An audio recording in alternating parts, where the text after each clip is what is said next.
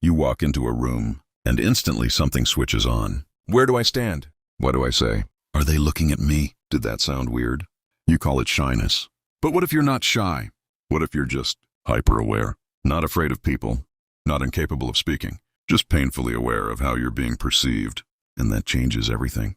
Today we're not talking about confidence tips. We're talking about the hidden psychology behind why social situations drain you, even when nothing bad happens. Shyness is usually described as fear of people, but that's not what you feel. You don't hate people. You don't even dislike socializing. Sometimes you actually want to connect.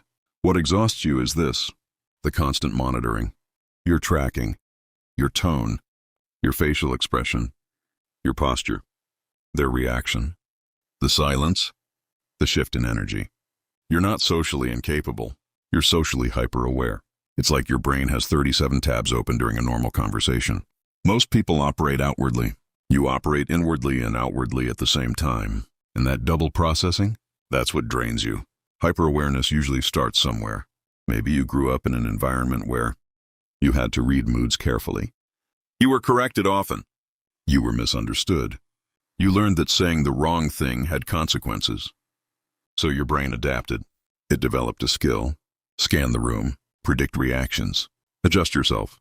At first, that skill protected you. But now, it runs automatically. In meetings.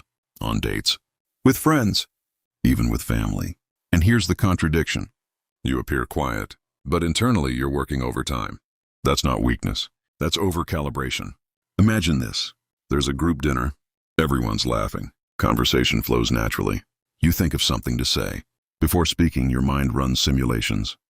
Is it relevant? Will it interrupt the flow? Will they think I'm trying too hard?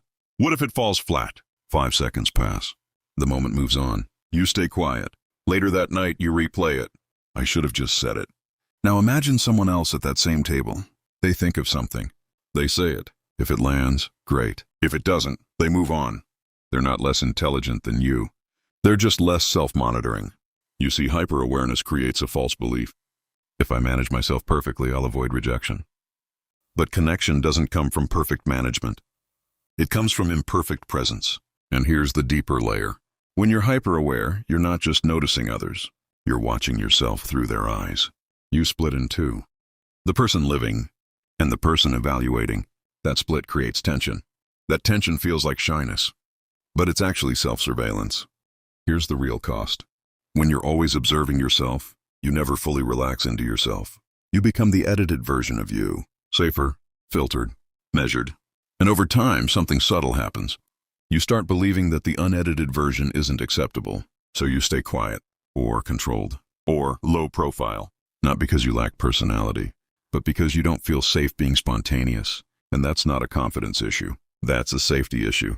Your nervous system learned visibility equals risk. So it keeps you small. Here's the shift. The goal isn't to stop caring what people think.